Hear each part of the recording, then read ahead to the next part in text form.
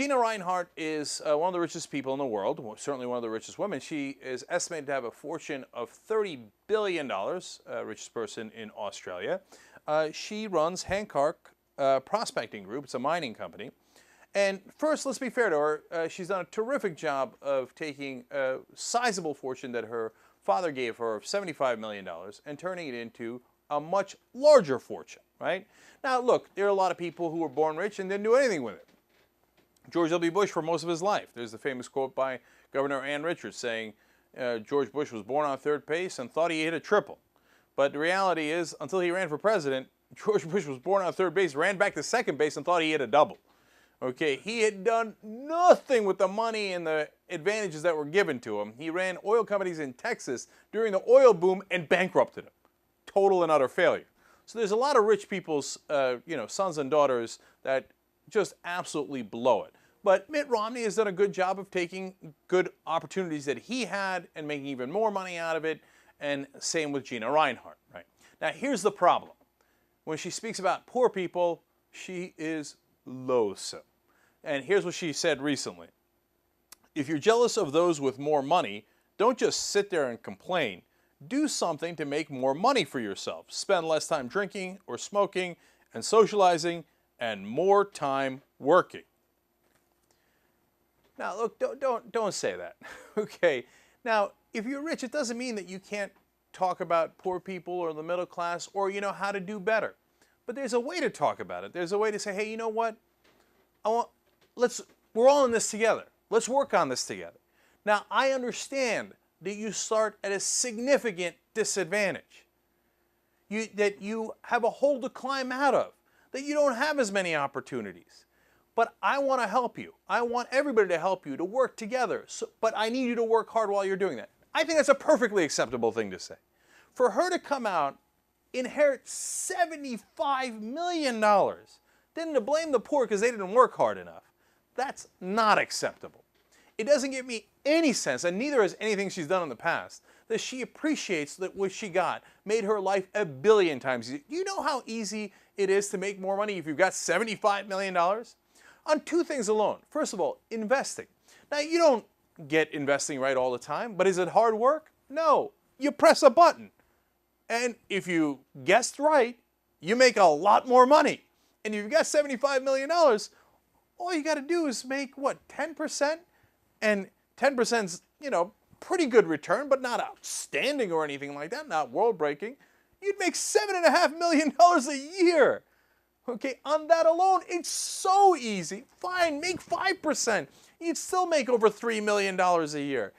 I get the sense she has no idea how easy her life is. Second of all, it's so much easier to build a business if you already have money. Now, if you're a poor kid in West Virginia, how are you going to get money to start a mining company? Okay, well, start an internet company. Where are you going to find the money? Money makes money. Do you know that Rupert Murdoch invested and lost $90 million a year for the first 5 years of Fox News Channel before he started turning a profit? That means he lost about $450 million. That's a giant investment before he started making billions off of Fox News. Now, if Rupert Murdoch was a poor kid in the middle of Tennessee and you said to him, all right, go start Fox News, well, how the hell is he going to do it? He did it because he had $500 million already to invest in it. So her lack of appreciation for how difficult it is for poor people is disgusting. Now, it gets worse. She did a video on YouTube talking about, oh my God, you know what? Rich people pay too much taxes. And it's too expensive in Australia. You're a billionaire. How could it be too expensive in Australia? And if it was such a poor business environment in Australia, how'd you make $30 billion in the first place? But it's never enough.